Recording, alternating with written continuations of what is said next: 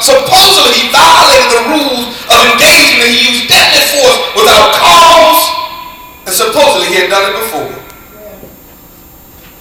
He was accused of violating the rules of engagement. Yes, sir.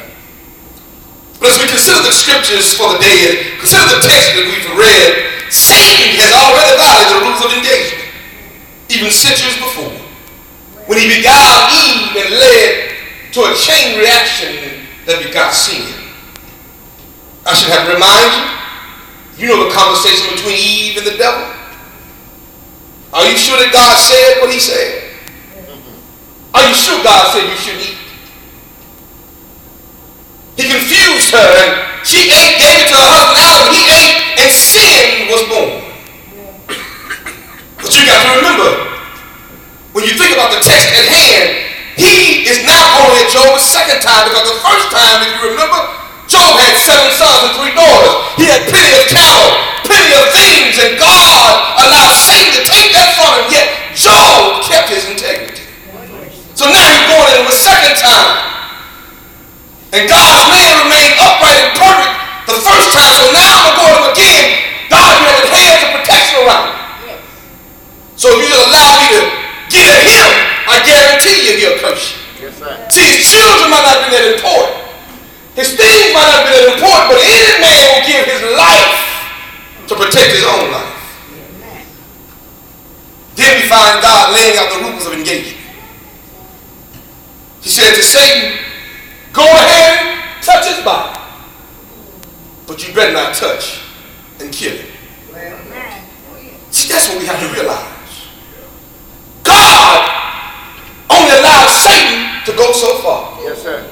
See, what you got to realize something is, when Satan attacks us, there are rules of engagement. Yes, sir. See, when Satan says to God, I want to touch the reverend, he says, you can go ahead, but there's certain things you cannot do. Yeah. See, what you got to realize, when Satan attacks you, God is still in control. And Satan has to follow the rules of engagement that God has put before him. So all you got to do is keep your integrity. Don't worry about what Satan's doing. Know that God is still on the throne. Yes, sir. God had reminded Satan of something through the life of Job, and he's doing it even through us if we allow God to do it. That he is in control, and you're trying to get others to join you in hell, and eternal damnation will fail. All they got to do to stay on point is to remember the rules of engagement. What we have to realize is there's something about God's attributes that we must remember when we are dealing with Satan. One thing you got to remember, God always loves and protects us. He's put a hedge. In other words, this hedge that the Satan referred to in the Hebrew means to build up a barrier or a fence. He's put a hedge around us as believers to ensure our safety and our protection.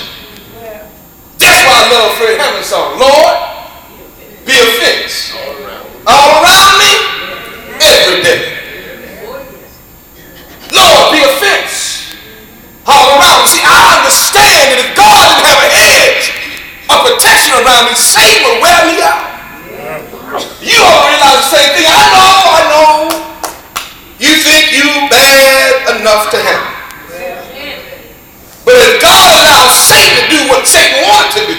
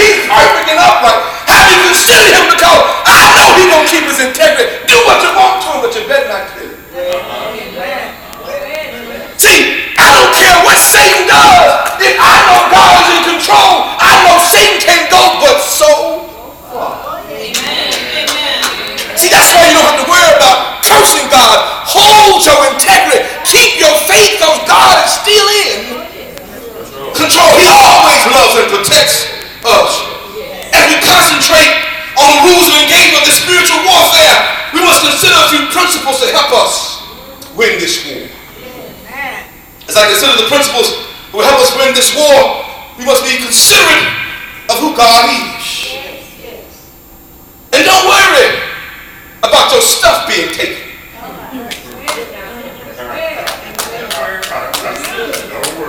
Let the devil have your stuff. See, when you remain faithful, let him take your stuff. One thing I know for sure through Job's life, if you lose some stuff and you remain faithful, God will give it right back to you. Think about it. You'll get more than you had the first time. God will multiply it. And then what God does after he multiplies it, he puts another hedge up. See, he let the hedge go down. Satan doesn't want to take your stuff. Don't worry about your stuff. Because stuff ain't nothing but stuff. See, that's what I'm realizing. I'm worried about my job. It ain't nothing but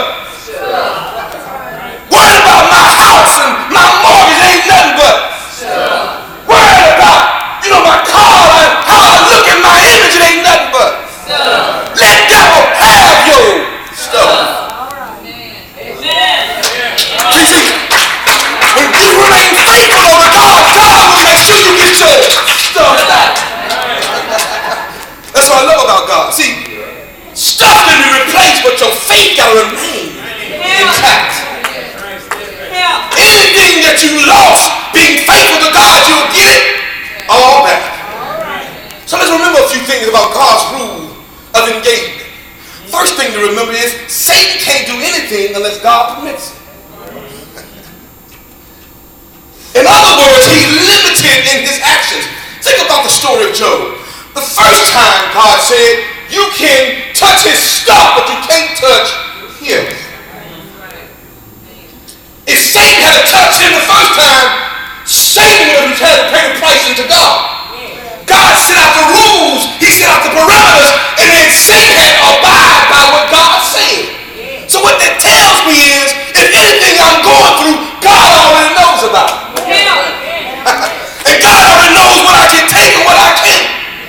And my Bible is clear. He's not going to put anything on me that I cannot bear. There are some things you're going through other folk can't take. See, that's why you can lose your house and they'll smile about it. Some of them will jump off the roof if they lost too much.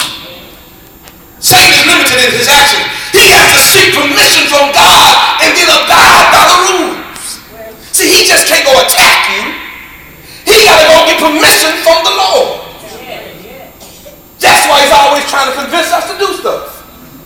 Because he can't. Whenever somebody told me, like Flip, what you say, the devil made me. Yeah.